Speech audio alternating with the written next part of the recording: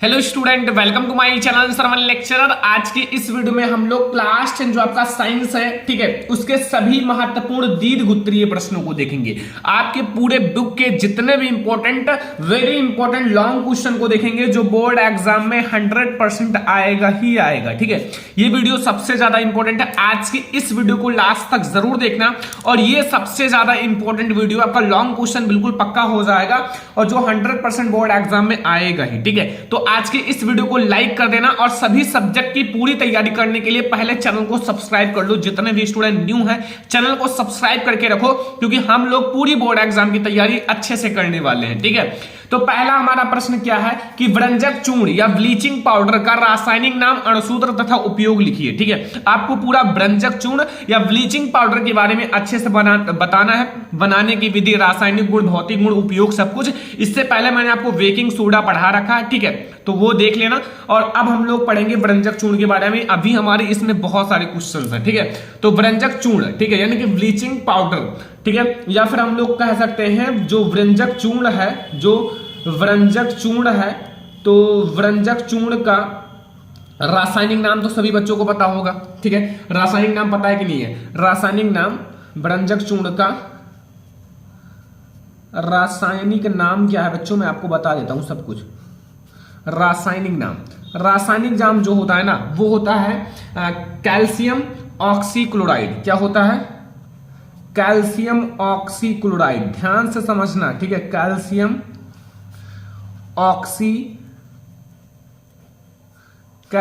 Oxychloride है। ठीक है, तो ये होता है इसका रासायनिक नाम। और रासायनिक नाम अगर आपको पता है तो फिर आप लोग इसका जो अणुसूत्र है वो पता कर सकते हो। तथा अणुसूत्र मैं आपको बता देता हूं।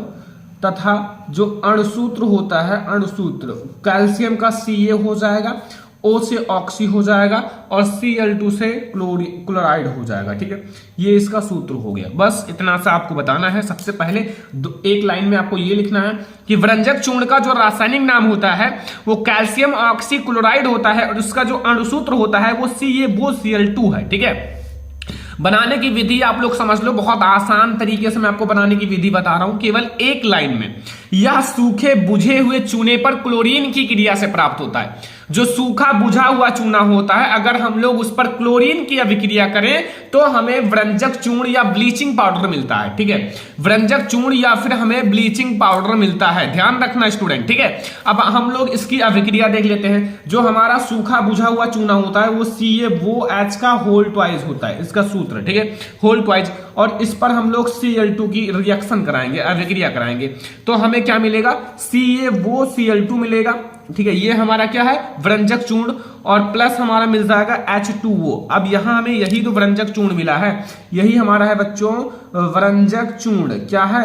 व्यंजक चूर्ण। तो ये ऐसे बनता है व्यंजक चूर्ण, बहुत आसान है। ठीक है, देखो मैंने आपको आसान तरीके से बताया है और आप लोग कहीं और देखोगे तो हो सकता है हार्ड बताएं, लेकिन मैंने सबसे इजी तरीके से बताया कि स्टूडेंट को तुरंत समझ में आ जाए। ठीक है, भौतिक गुण समझ लो। भौतिक गुण में क्या है? पहला कि यह हल्के पीले रंग का चूर्ण होता है। जो व्यंजक चूर्ण होता है यह हल्के पीले रंग का चूर्ण होता है, हल्का पीला रंग का होता है। ठीक है, दूसरा है यह जल में अल्पविलीय है। जो हमारा व्यंजक चूर्ण है वो जल में अल्पविलीय है, पूरी तरह से घुल नहीं जाता है, वो जल में अल्पविलीय होता है। ठीक है, और इसका जलीय विलयन दुधिया होता है। जो व्यंजक चूर्ण होता है इसका जलीय विलयन कैसा होता है? दुधिया रंग का होता है। ठीक है, दुधिया रंग का होता है, याद रखना। अगला हमारा रासायनिक गुण है व्यंजक चूर्ण का अम्ल के साथ अभिक्रिया। ठीक है, जब आप लोग व्यंजक चूर्ण का अम्ल के साथ अभिक्रिया कराओगे तो फिर क्या होगा?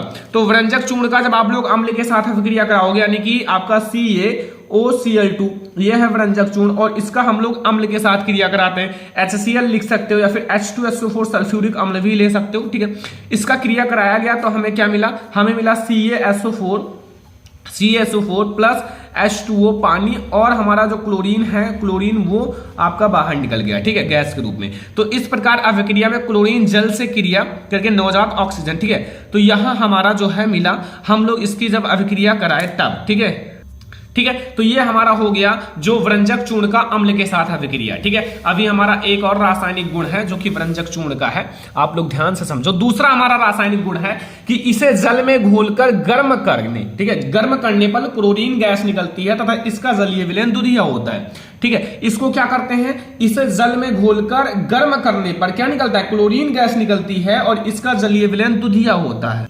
ठीक है, अगर हम CaOCl2, ठीक है, यानी कि व्यंजक चूर्ण, इसको हम लोग जल में H2O यानी कि जल में घोलेंगे तो फिर हमें मिलेगा CaOH का होल ट्वाइस, ठीक है, बुझा हुआ चूना, और Cl2 गैस ये बाहर निकलेगा। ठीक है, ये और इसका जो जलीय विलयन ये दुधिया रंग का होगा। ठीक है, समझ में आया। ये हमारा दो रासायनिक गुण है, भौतिक गुण हो गया, रासायनिक गुण हो गया। उपयोग समझ लो, उपयोग में अभिकारक के रूप में, जो अभिकारक के रूप में इसका उपयोग किया जाता है, फिर प्रयोगशाला में अभिकर्मक के रूप में भी इसका उपयोग किया जाता है। दूसरा है पेयजल को जीवाणु रहित करने में, जो पीने वाला जल होता है उसको जीवाणु रहित करने में इसका उपयोग किया जाता है। और ऊन को सिकुड़ने से बचाने के लिए, जो ऊन होता है ऊन को सिकुड़ने से बचाने के लिए। ठीक है, तो ये हमारा पहला जो मोस्ट इंपॉर्टेंट लॉन्ग क्वेश्चन है, बहुत ही ज्यादा इंपॉर्टेंट लॉन्ग क्वेश्चन है। आई होप कि आप लोगों को समझ में आ गया होगा। अब हम लोग देखेंगे अगला लॉन्ग क्वेश्चन। स्टूडेंट, हमारा दूसरा नंबर जो मोस्ट इंपॉर्टेंट लॉन्ग क्वेश्चन है उसको समझो। ठीक है, मिश्र धातु किसे कहते हैं? जो मिश्र धातु होता है, मिश्र धातु किसे कहते हैं? और कॉपर की दो प्रमुख मिश्र धातुओं के नाम, जो कॉपर के दो प्रमुख मिश्र धातुओं के नाम, संगठन व उपयोग लिखिए। वेरी इंपॉर्टेंट क्वेश्चन है मिश्र धातु का, अगर आएगा बोर्ड एग्जाम में तो यही क्वेश्चन आएगा, ध्यान रखना बेटा। ठीक है, ये सबसे ज्यादा इंपॉर्टेंट क्वेश्चन है। तो सबसे पहले हम सब कुछ बताते हैं बहुत अच्छे से। सबसे पहले हम लोग समझेंगे मिश्र धातु क्या है। ठीक है, मिश्र धातु का मतलब होता है मिश्रण। ठीक है, मिश्रण, जैसे जब दो या दो से अधिक धातुओं को, ठीक है, जब दो या दो से अधिक धातुओं को एक निश्चित अनुपात में मिलाकर पिघलाया जाता है।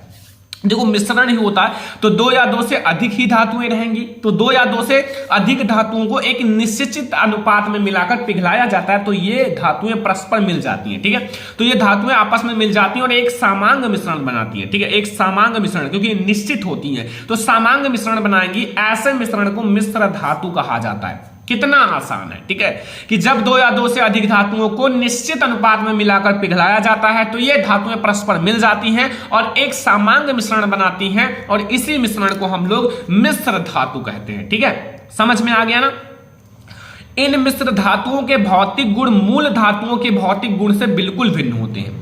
ये जो मिश्र धातु होते हैं इनका जो भौतिक गुण होता है, जो मूल, जिससे जिन धातुओं से ये बनाए गए हैं, ठीक है, मूल धातुओं के भौतिक गुण से बिल्कुल अलग होते हैं, जबकि उन्हीं से बनाया गया है। ठीक है, उनसे बिल्कुल अलग होते हैं। उदाहरण के लिए मिश्र धातु पीतल है। ठीक है, पीतल है जिसमें दो भाग तांबा का और एक भाग जस्ता का होता है। मतलब यहां दो भाग हमारा तांबा का होगा और एक भाग जस्ता का होगा और दोनों मिलकर एक मिश्र धातु पीतल बना देती है। ठीक है, तांबा व जस्ता की अपेक्षा अधिक कड़ा होता है। जो तांबा होता है वो जस्ता की अपेक्षा अधिक कड़ा होता है, अधिक कठोर होता है। ठीक है, अब ध्यान से थोड़ा सा और समझो कि मिश्र धातु बनाते समय यदि विभिन्न धातुओं को धीरे धीरे गर्म किया जाए, मतलब जब हम धातुओं को मिलाते हैं तो उसको धीरे धीरे गर्म किया जाए और फिर धीरे धीरे ठंडा होने दिया जाए। ठीक है, और उसको धीरे धीरे ठंडा हुआ दिया जाए तो नरम मिश्र धातु प्राप्त होता है। नरम, ठीक है, अगर धीरे धीरे गर्म किया जाए और धीरे धीरे ही ठंडा किया जाए तो नरम मिश्र धातु प्राप्त होता है। और यदि धातुओं को शीघ्रता से गर्म करके फिर शीघ्रता से ठंडा किया जाए, ठीक है, शीघ्रता से गर्म करो और जल्दी से यानी कि शीघ्रता से ही ठंडा कर दिया जाए तो मिश्र धातु कठोर व भंगुर होती है। तो ऐसे मिश्र धातु किस टाइप से होती हैं? कठोर होंगी या भंगुर होंगी। भंगुर का मतलब है अगर धीरे से पटक दिया जाए तो वो छितरा जाएंगे। ठीक है, नरम नहीं होंगी जैसे पत्थर होता है। ठीक है, संगठन देख लो जो पूछा है मिश्र, देखो क्रम संख्या मैं 2 का बताऊंगा। एक मिश्र धातु है, ये संगठन, ये उपयोग है। ठीक है, तो मिश्र धातु हमारा पीतल है। पीतल में हमारा जो कॉपर है वो 70% पाया जाता है, जिंक 30% पाया जाता है। ये संगठन है, ये इन चीजों से मिलकर बनी है, 100% हो जाती है। कॉपर 70% होता है, जिंक हमारा 30% होता है। तार, इनका उपयोग जो है तार बनाने में, मशीनों के पुर्जे में और बर्तन बनाने में किया जाता है। पीतल का सुने होंगे कि पीतल का बर्तन में पानी पियो। ठीक है, जर्मन सिल्वर, इनका कॉपर जो होता है 50% होता है, जिंक हमारा 35% होता है, निकेल जो होता है 15% होता है। बर्तन बनाने में, मूर्ति बनाने में इसका उपयोग किया जाता है। ठीक है, तो जर्मन सिल्वर का हम लोग उपयोग बर्तन बनाने में, मूर्तियों को बनाने में करते हैं, और पीतल का उपयोग तार मशीन के पुर्जे और बर्तन बनाने में करते हैं। ठीक है, तो बहुत आसान है, बस इतना आपको मिश्र धातु के बारे में बताना है बच्चों। मिश्र धातु की परिभाषा और इसके संगठन भी मैंने बता दिया, और कुछ और चीजें। बस मिश्र धातु के बारे में अगर इतना याद कर लेते हो तो आपका मिश्र धातु का टॉपिक बिल्कुल क्लियर हो जाएगा। ठीक है, और बहुत ही ज्यादा इंपॉर्टेंट क्वेश्चन है, हर साल बोर्ड एग्जाम में आता है।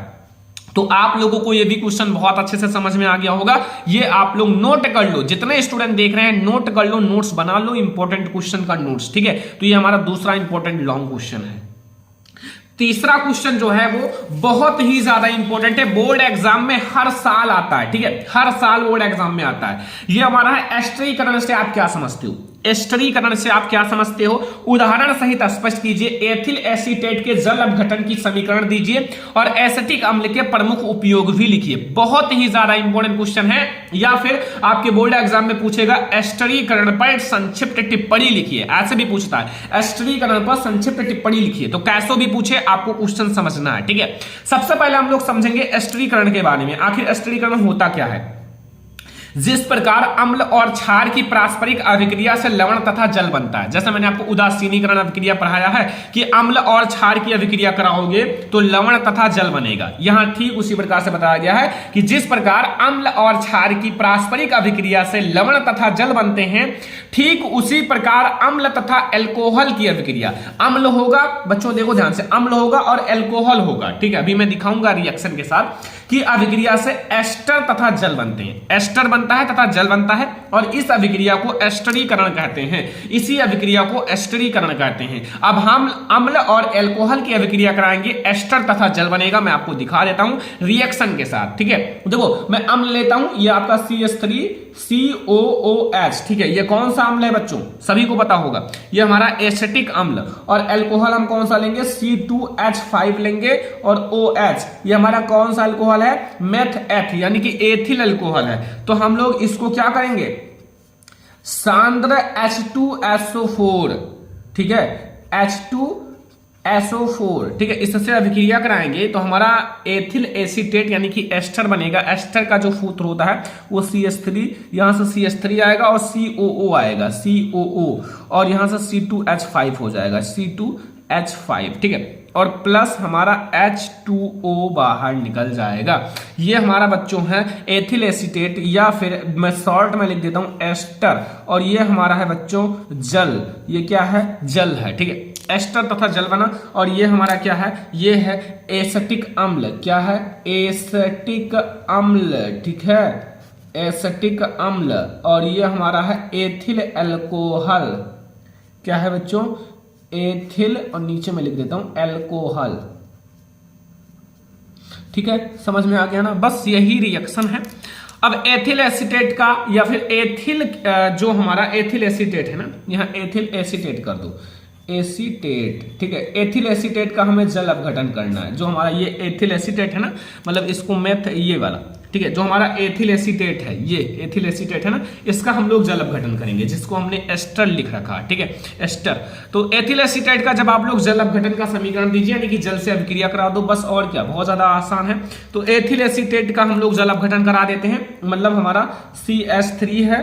ठीक है, COO C2H5, इसका हम लोग जल अपघटन कराएंगे, यानी कि H2O। तो यहां आप लोग H+ आयन ले लेना। ठीक है, H+ आयन ले लेना, तो हमें क्या मिलेगा? हमें मिलेगा एसिटिक अम्ल, यानी कि CH3 COOH। ये तो बहुत ज्यादा आसान है बच्चों, अभी मैं आपको ट्रिक बताता हूं। C2H5OH। देखो ये आपको आसान लगेगा बहुत ज्यादा, अगर एक रिएक्शन याद है तो दूसरा ऑटोमेटिकली लिख दोगे। देखो इसमें किया क्या गया है कि इस चीज को उठाकर आगे लिख दिया गया है, देखो उल्टा कर दिया गया है, और ये जो है इसको उठा के पीछे लिख दिया गया है। ठीक है, क्योंकि यहाँ एस्टर तथा जल है और हमें एस्टर तथा जल का है, एस्टर या फिर एथिल एसीटेट का ही जल अपघटन करना था, तो हमें एसिटिक अम्ल और एल्कोहल मिला, एथिल अल्कोहल। इसी रिएक्शन को उठा के उल्टा कर दिया गया है और कुछ नहीं किया गया है। ठीक है, बस समझ में आ गया। उपयोग में आपको देखो पहला उपयोग लिखना है प्रयोगशाला में अभिकर्मक के रूप में। इसका उपयोग हम लोग प्रयोगशाला में अभिकर्मक के रूप में करते हैं, या फिर कृत्रिम सिरका बनाने में, या फिर हम लोग जो मानव लोग होते हैं, इंसान होते हैं, वो सिरका बनाते हैं एसिटिक अम्ल से, ठीक है। तो कृत्रिम सिरका बनाने में भी इसका उपयोग किया जाता है। तो ये दोनों उपयोग आपको समझ में आ गया। तो ये हमारा पूरा है एसिटरीकरण। एस्टरीकरण से आप क्या समझते हो मैंने आपको बता दिया, और जो एथिल एसीटेट का उसका जल अपघटन भी करा दिया, और एसिटिक अम्ल का उपयोग भी लिख दिया। तो ये हमारा पूरा क्वेश्चन कंप्लीट हो गया। बहुत ज्यादा इंपॉर्टेंट क्वेश्चन है, हर साल बोर्ड एग्जाम में आता है। तो ये हमारा तीसरा वेरी इंपॉर्टेंट क्वेश्चन है, आपको बिल्कुल कंप्लीट करके ही बोर्ड एग्जाम में जाना है। अब हम लोग देखेंगे अगला क्वेश्चन। 4 नंबर क्वेश्चन समझो बच्चों। 4 नंबर क्वेश्चन हमारा बोर्ड एग्जाम के लिए वेरी इंपॉर्टेंट है, बायोलॉजी का एक बहुत ज्यादा इंपॉर्टेंट क्वेश्चन, और मैं आपको बहुत शॉर्ट में बताऊंगा, ठीक है, बहुत ज्यादा लॉन्ग नहीं बताऊंगा। जितना मैं आपको बताऊंगा उतना ही बोर्ड एग्जाम में लिख कर आना, ठीक है। थोड़ा सा आप अपने तरफ से भी लिख सकते हो।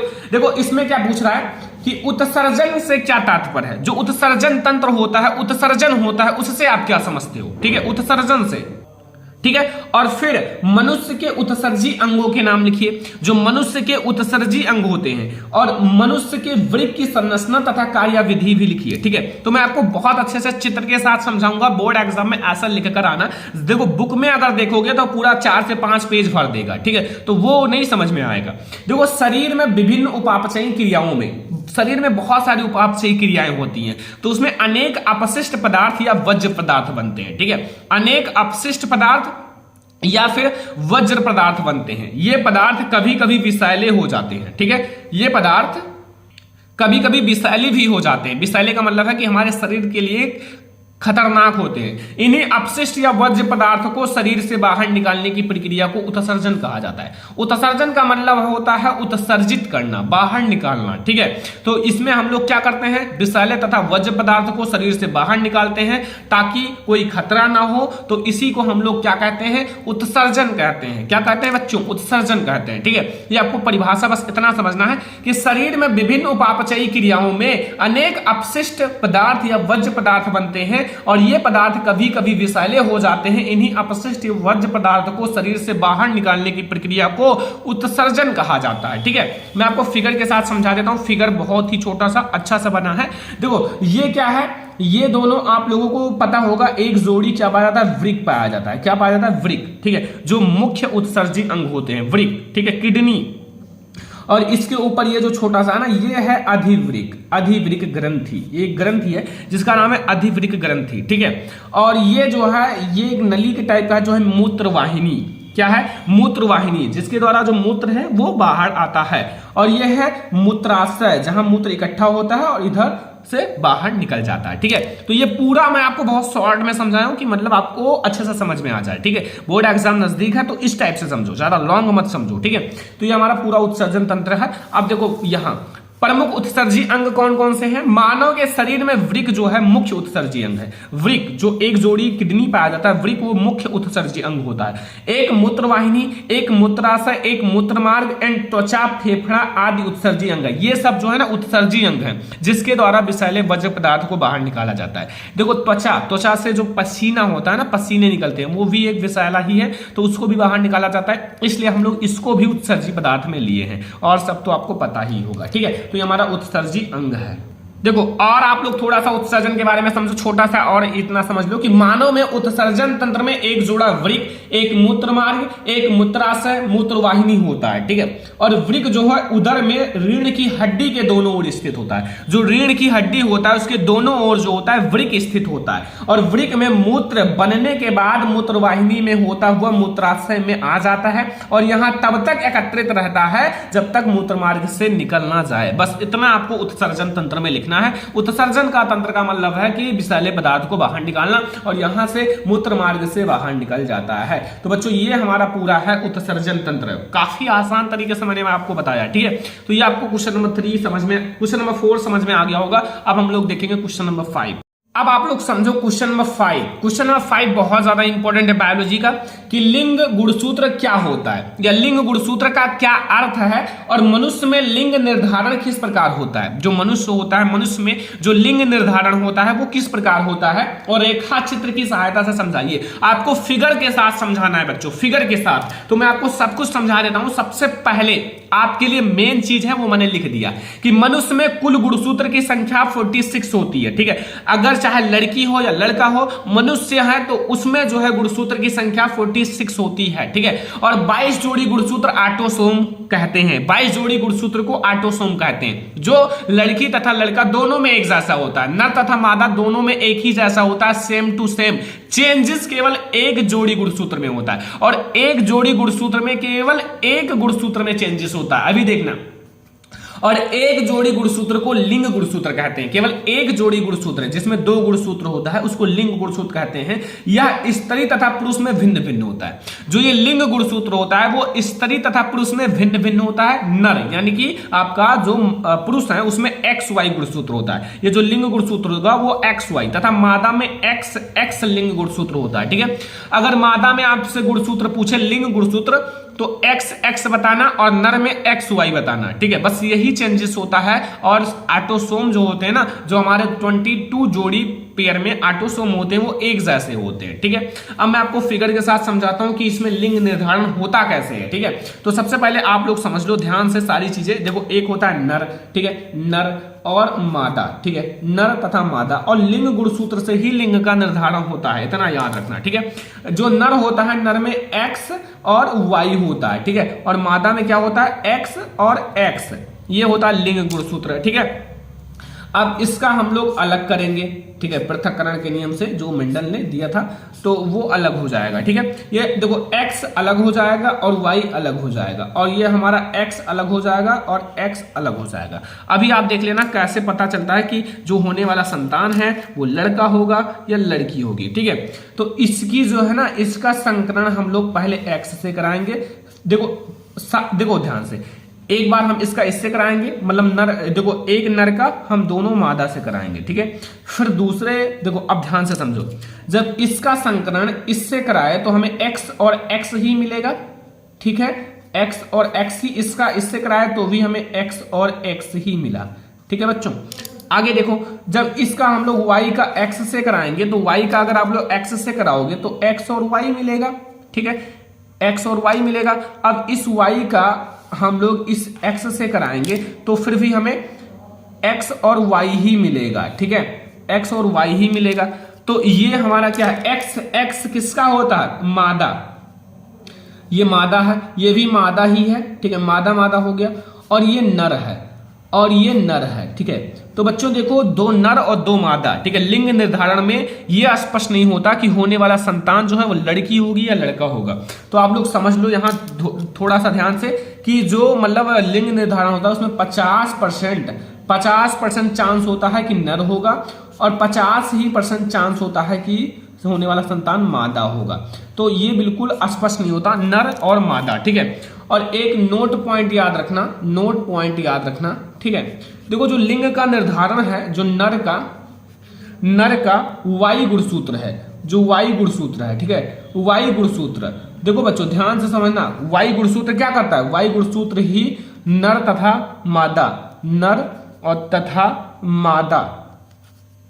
तथा मादा का लिंग निर्धारण करता है। क्या करता है, लिंग निर्धारण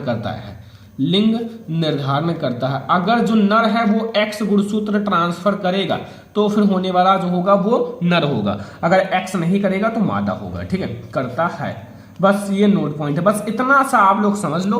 बस इतना है लिंग निर्धारण के बारे में, बस इतना आपको लिंग निर्धारण के बारे में समझना है, इतना आपको लिख कर आना है, फिगर बनाना है, थोड़ा सा नोट पॉइंट लिखना है, फिर आपका पूरा लिंग निर्धारण कंप्लीट हो जाएगा। इससे बाहर आपको कुछ नहीं लिख कर आना है लिंग निर्धारण के बारे में। ये हमारा question number 5 most important long question. अब हम लोग एक सबसे ज्यादा इंपॉर्टेंट लॉन्ग क्वेश्चन देखेंगे, जो बोर्ड एग्जाम में फिजिक्स का सबसे ज्यादा इंपॉर्टेंट लॉन्ग क्वेश्चन है। ठीक है, ये हमारा फिजिक्स का सबसे ज्यादा इंपॉर्टेंट लॉन्ग क्वेश्चन है। लिखा हुआ ओम का नियम क्या है, इसके सत्यापन के लिए आवश्यक प्रयोग का वर्णन परिपथ आरेख खींचकर कीजिए। ठीक है, तो ओम का नियम सबसे पहले मैं आपको बता देता हूं, छोटा सा ओम का नियम है कि ओम के नियम के अनुसार जब भौतिक अवस्थाएं जैसे ताप आदि समान रहे तो किसी चालक में प्रवाहित होने वाली विद्युत धारा, ठीक है, उसके सिरों के बीच विभवांतर के समानुपाती होता है। कहने का मतलब है जो हमारा विभवांतर होगा ना, मतलब जो विभवांतर होता है, ठीक है, विभवांतर वो किसके समानुपाती होता है? धारा I के। किसके? धारा I के समानुपाती होता है, ठीक है। यानी कि या फिर आप लोग इसको कह सकते हो कि जो V होता है वो समानुपाती होता है I के। V जो है वो समानुपाती होता है I के। अब अगर हम लोग समानुपाती चिन्ह को हटाएंगे तो यहाँ एक स्थिरांक जुड़ जाएगा बच्चों। क्या जुड़ जाएगा? स्थिरांक जुड़ जाएगा। अब स्थिरांक जो हमारा वो रहेगा वो क्या रहेगा? वो R रहेगा, ठीक है। तो आप लोग लिख सकते हो V बराबर आर आई। क्या लिख सकते हो? V बराबर आर आई। और हमारा जो R है वो स्थिरांक, ये R जो है ना, जहां R जो है चालक का प्रतिरोध है, चालक का प्रतिरोध है, ठीक है। प्रतिरोध है, ध्यान से समझो, प्रतिरोध है, चालक का प्रतिरोध है, ठीक है। तो ये हमें मिला सूत्र। या फिर आप लोग यहां से R बराबर क्या लिख सकते हो? या फिर यहां से R बराबर क्या लिख सकते हो? V अपान आई। क्या लिख सकते हो? V अपान आई। ये हमारा फॉर्मूला है। यहां से आप R का जो है मात्रक भी निकाल लो, प्रतिरोध का मात्रक। प्रतिरोध का मात्रक निकालने के लिए R का मात्रक यानी कि प्रतिरोध का मात्रक, ध्यान से समझो, अभी आपको समझ में आ जाएगा। प्रतिरोध का मात्रक अगर आपको निकालना है, प्रतिरोध का मात्रक, तो फिर V का मात्रक यानी कि विभवांतर का मात्रक, विभवांतर का मात्रक, ठीक है। V यानी कि V जो हमारा है वो विभवांतर का मात्रक, और नीचे I है यानी कि धारा का मात्रक, ठीक है। विभवांतर और धारा का मात्रक, ठीक है। तो विभवांतर का मात्रक जो हमारा होता है वो बच्चों वोल्ट होता है। क्या होता है? वोल्ट। और धारा का मात्रक जो होता है वो क्या होता है? वो एम्पियर होता है। तो एक तो आप लोग मात्रक जो है प्रतिरोध का एक ये लिख सकते हो वोल्ट प्रति एम्पियर, या फिर ये जो है वो बराबर होता है ओम के। किसके बराबर होता है? ओम के, ठीक है। और ओम को हम लोग एक चिन्ह के द्वारा डिनोट कर सकते हैं, एक प्रतीक के द्वारा, इस टाइप से, ठीक है। और ये हमारा होगा मात्रक, चाहे आप लोग ओम कहो या वोल्ट प्रति एम्पियर कहो, दोनों सही है, ठीक है। तो आप लोग कह सकते हो दोनों मात्रक सही है, ठीक है। समझ में आया? ये हमारा है बच्चों प्रतिरोध का मात्रक, प्रतिरोध का मात्रक, ठीक है। ये आपको समझ में आएगा। अब हम लोग इनके जो ओम का नियम का सत्यापन समझेंगे। ओम का नियम का सत्यापन कैसे करना है?